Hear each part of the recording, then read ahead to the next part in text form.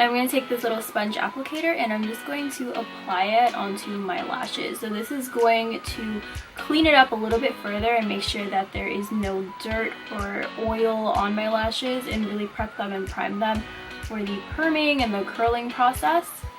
And I'm going to apply it on the back of the silicone pad so it will stick to my eye. So the directions say to apply this 3 times, then wait about 40 seconds, and then place it onto your eye. If we've waited long enough, I'm going to go ahead and put this as close to my lash line as possible. Like so. On the outer side of the silicone pad. And I'm going to put a couple coats on here. Make sure we get a good amount on the whole entire thing so that the lashes will actually stick to this. Stick to the glue. Yes, I see some sticking. Nice. I'm so excited. This is actually super easy to do. Like, I thought I was gonna have some fumbles or some type of mishap, but this is working like exactly how they say it's supposed to go. But look at my lashes, they look great already. And this Y brush is actually super helpful for this.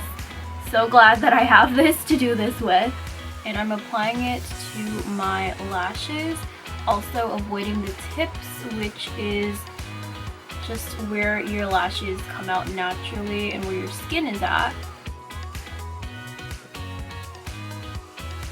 I'm going to do the same exact thing and just apply it to my lashes and just like give it a nice even coat and kind of like avoiding the tips in the root area. And this is just going to kind of feed your lashes some nutrients, I guess, and just, you know, this is the last step. Make your lashes look nice, shiny, and healthy. So I'm going to apply this like I did the last 2 lotions all over with a new applicator. And I'm going to let this sit for about 2 minutes, and then we're going to see. And we are going to gently peel them off.